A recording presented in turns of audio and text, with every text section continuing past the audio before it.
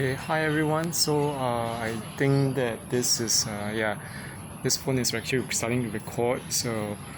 I just wanted to actually make a quick video today about the topic of recovering from narcissistic abuse and how using our emotions and being aware of our emotions will actually help us.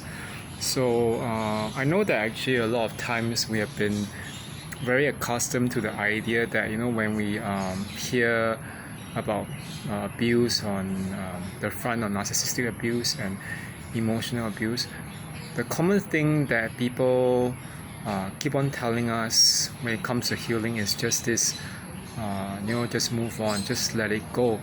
That's a pretty mistaken idea about healing and recovery, and shows the absence of empathy or at least an inability to empathize with the kind of situation that victims and survivors of narcissistic abuse have gone through. But the reason why I want to make this video is because not only of the this particular insensitivity and kind of, we say, gaslighting that society puts victims of abuse and trauma through, but more so I think it's also because of the way we are conditioned to think that healing and recovery that they're dependent on certain things. We often, the first thing that we do after situation of abuse, when we actually get out of it, whether we are discarded or whether we discard the narcissist, the first thing that we do is to kind of run away from our emotions. We don't want to feel the pain, and we think that by suppressing the pain and escaping from it, that it actually will help us to numb out the pain and trauma. Of course, we know that actually the one thing is that with regards to pain and trauma, the heart remembers what the head consciously chooses not to face. The heart, I don't mean the heart as in this heart, I mean the metaphorical concept of a heart. And of course we know that in common knowledge that is being disseminated in circles of psychology, we know that the body keeps the score. So the body will always be the reflection of what pains that we go through in the heart, which we are not really facing. So I think that this is something that we need to be aware of, that there's a kind of division between heart space, head space.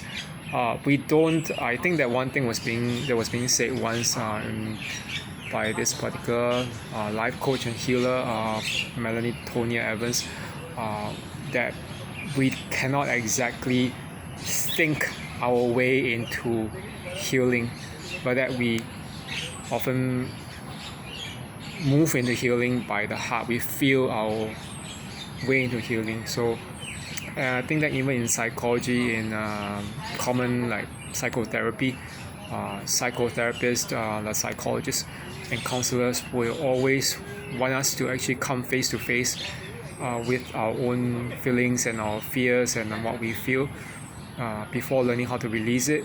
So that's the importance of it. And I think that one aspect, I only been through one session of EMDR so far. The prior sessions before EMDR were actually more of traditional talk therapy with a psychologist to find out the triggers and everything. But I think that this session with EMDR kind of made me realize that it is important to learn to face it. And I think in subsequent sessions, as the psychologist actually told me, we'll be trying to come face to face with memories, to touch on them, to reconstitute the memories, and so that we can actually reintegrate them instead of escaping from them. So I think it's important to feel your emotions and to know where they really ensue in the pain and the trauma. For now, I know that for those who are watching, some of you might still be in the narcissistic relationship, or you all might have just left it.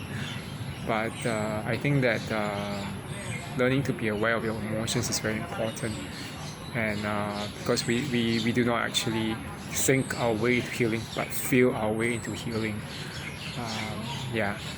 So I think that I can probably relate this to one of my experiences before even the narcissistic relationship began. And I remember that actually before I started the whole thing back in 2016, I think it was at the end of 2015. Yeah, it was actually a few months before that narcissistic relationship started. I actually remember talking to my Clair Vision, yeah, CLAIR Vision, VISION, meditation facilitator. Back then I just told her, I told her that I had this particular voice inside my head that was telling me when I was trying to do deep breathing and meditation, yeah, that the voice was just telling me, I saw someone on the streets, running and everything from the bus while taking that journey, and then I remember it was something instinctual in my head just telling me, don't run. Yeah, don't run. So she said, well, we can explore on that, and yeah, that was one thing that we wanted to explore then, which I haven't really met up with her again for a long time, but it just dawned on me that sometimes we keep on running from our pain, we run from our trauma, we run from our issues, we run from facing it, what causes it, and what led to us being vulnerable and weak and disposed towards manipulation by a narcissist. But perhaps it is time that we start facing it, so that instead of running from it, so that we can better protect ourselves. So so that's it anyway for today, for this video about feeling your way through your emotions and your pain to recovery.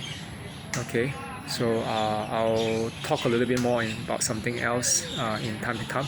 Actually, I want to make a video about discard, but I'll take it slowly for now, since it's a holiday and I'm trying to rest too. But I'll upload that other video in time to come. Okay, so have a good night. Yeah, bye bye.